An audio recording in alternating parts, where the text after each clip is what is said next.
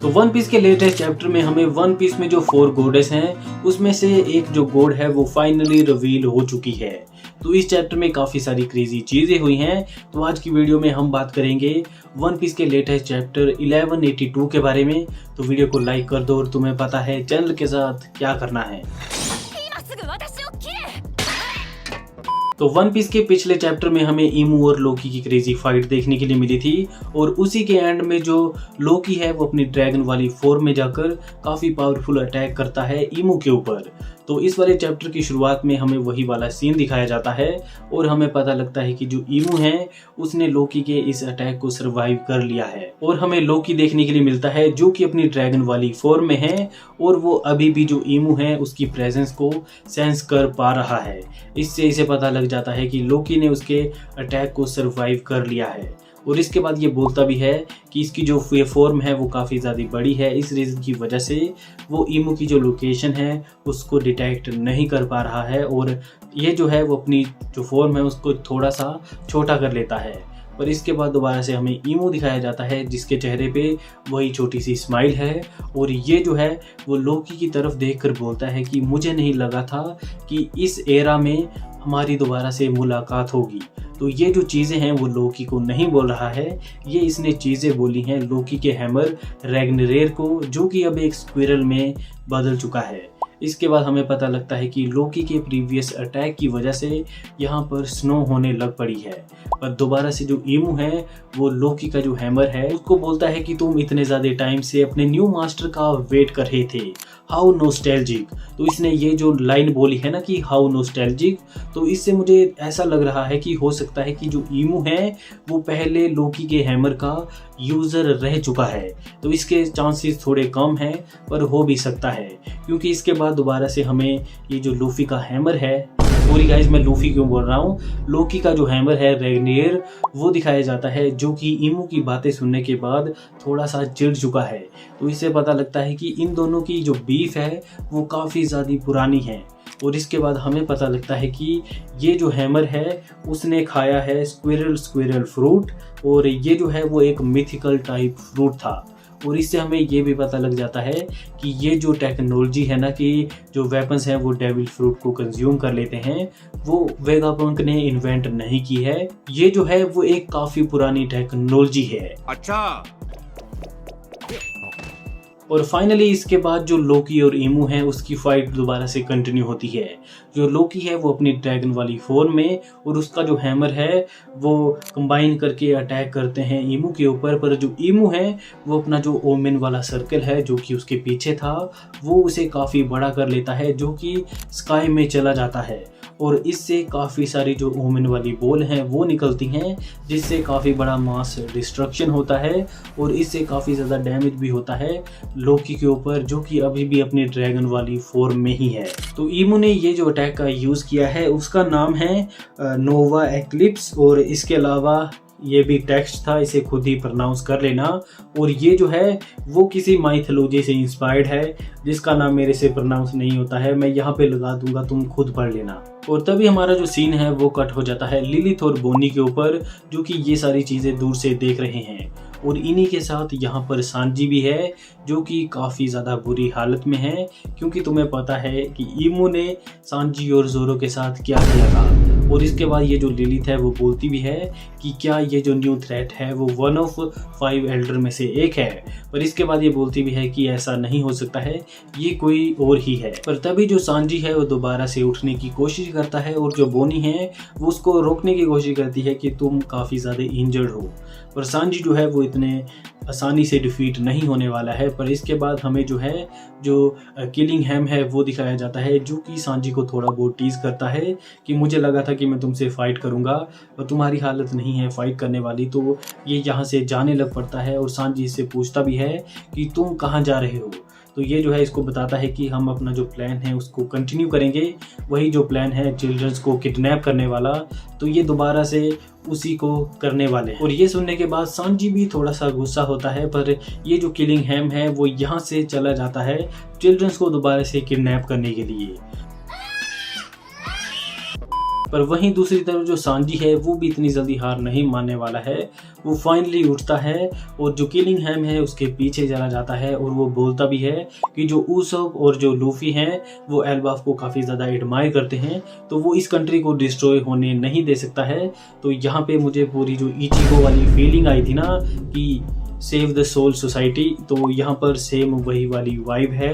तो ये अब एल्बाफ को बचाएगा और ये जो है वो किलिंघम के पीछे चला जाता है उससे फाइट करने के लिए। और तभी हमारा जो सीन है वो दोबारा से कट हो जाता है और हमें जो आउल लाइब्रेरी है वो दिखाई जाती है। तो जैसा कि तुम्हें पता है कि इसमें आग लग चुकी थी, पर यहाँ पे जितनी भी बुक्स थी वो गायब हो गई थी। तो हमें पता लगता है कि यहाँ पे एक सीक्रेट पैसेज था जिसका यूज करके ये जो आउल है उसने इनको यहाँ पे ट्रांसफ़र कर दिया था।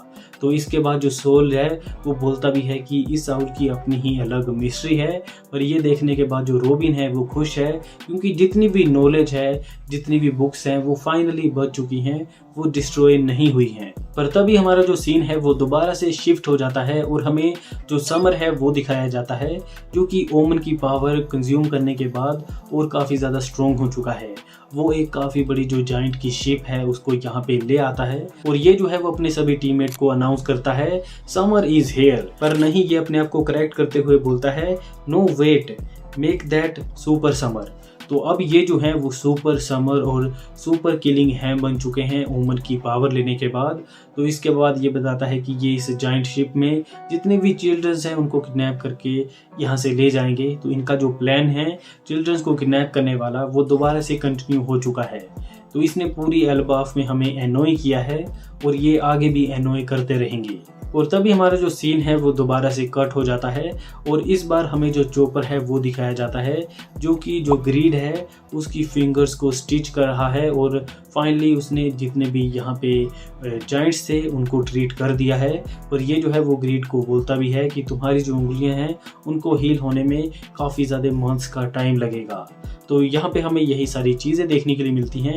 पर इसके बाद हमारा जो सीन है वो दोबारा से चेंज हो जाता है जोरो और जो गोल्डबर्ग है उसके ऊपर। तो जोरो जो है वो गोल्डबर्ग के कंधे के ऊपर बैठा हुआ है और वो उसको जो बैटलफील्ड है उसकी तरफ ले जा रहा है। और इसके बाद इन दोनों के बीच में बातचीत भी होती है कि कैसे ये भी एल्बाफ को बचाना चाहता है। इसका भी मेन रीज़न ये है कि लूफी चाहता है तो ये भी चाहते हैं। पर इसके बाद हमें एक काफ़ी इंटरेस्टिंग चीज़ देखने के लिए मिलती है। तो जो ईमू जो ओमेन का यूज़ कर रहा है वो एक तरीके से छोटी छोटी मेटल बॉल्स हैं और ये हमें जोरो के हाथ में भी देखने के लिए मिलती हैं। और जोरो भी बोलता है कि ये जो है वो पहले फ्लेम बॉल थी और ये एक्सप्लोड भी हुई थी, पर ये चीज़ क्या है, हो सकता है कि आगे जाकर हमें ये जो ओमन पावर है उसके बारे में भी और चीज़ें पता लगें। और इसके बाद हमारा जो सीन है वो दोबारा से कट हो जाता है किलिंघम और समर के ऊपर। और जो किलिंघम है वो समर को बोलता है कि उसने उस चीज़ को समन किया है जिससे कि वो सबसे ज़्यादा डरता है। और ये सुनने के बाद जो समर है वो उसको बोलता है कि क्या तुम स्टूपिड हो, क्या तुम उसे कंट्रोल भी कर पाओगे। तो ये बोलता है कि ये बस एक ड्रीम है, तो मैं ऑफ कोर्स इसे कंट्रोल कर लूँगा। तो इसके बाद ये जो है वो गोंको के बारे में भी पूछते हैं और ये बोलते हैं कि रास्ते में हमें मिली थी वो शायद से मर चुकी है और हम सभी को पता है कि वो नहीं मरी है। पर इसके बाद ये जो हैं वो बोलते हैं कि हमें ये जो सारी चीज़ें हैं वो जल्दी करनी पड़ेंगी क्योंकि जो हमारे लॉर्ड ईमू हैं उनकी बॉडी इस वर्ल्ड के लिए नहीं बनी हुई है। और इससे हमें ये भी कंफर्म हो जाता है कि ईमू के मुंह से बार बार जो खून है वो क्यों निकल रहा था, क्योंकि उसकी जो बॉडी है वो इस वर्ल्ड के लिए नहीं बनी हुई है। हो सकता है ये उसकी ओरिजिनल फॉर्म हो ही ना, वो एक बैडी हो। Stop it. Get some help. और तभी हमारा जो सीन है वो चेंज हो जाता है वेस्टर्न विलेज के ऊपर और यहाँ पे काफ़ी ज़्यादा ज़ोर से बारिश लगी हुई है और हर जगह पे पानी भर रहा है। और तभी हमें किलिंघम देखने के लिए मिलता है जो कि बोलता है इन चिल्ड्रंस को जाके पकड़ लो। और तभी यहाँ पे एक वाटर से बना हुआ काफ़ी बड़ा हैंड निकलता है जो कि इन किड्स को ग्रैब कर लेता है। पर इसी बीच ये जो किलिंघम है वो हमें बताता है कि जिनका जन्म क्लाउड के ऊपर हुआ होता है उनके लिए जो आइडिया है कि आसमान से पानी नीचे गिरेगा वो ही सुनने में काफ़ी ज़्यादा टेरिफाइंग है। और ये बोलता है कि हमने बचपन से ही काफ़ी ज़्यादा स्टोरी सुनी है क्लैन डी और स्पेशली नीका की। पर इसके अलावा ये भी बोलता है कि हमने एक और स्टोरी सुनी है एक ऐसे मॉन्स्टर की जो कि रेन गॉड है। और ये जो रेन गॉडेस है वो ऊपर से जो नीचे वाली रिल्म होती हैं उनके ऊपर बारिश करके उन्हें डिस्ट्रॉय कर देती है। तो ये जो है इसका सबसे बड़ा नाइटमेयर था और ये जो नाइटमेयर है वो अब इस वर्ल्ड में आ चुका है। तो नेक्स्ट पेज पे हमें ये जो रेन गॉडेस है उसकी पहली अपीयरेंस देखने के लिए मिलती है और भाई मानना पड़ेगा ओडा सेंसे ने इसको टेरिफाइंग और बैडी एक साथ बनाया है। तो ये जो रेन गॉडेस है उसको लेके काफ़ी सारी थ्योरीज हैं कि ये किसके साथ रिलेटेड हो सकती है, नामी के साथ या फिर जो ड्रैगन है उसके साथ।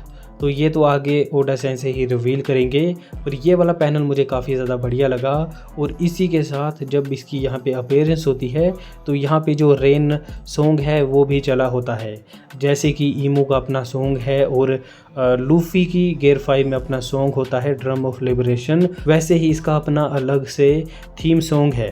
तो हर एक जो गॉड है उसका अलग ही सॉन्ग होगा।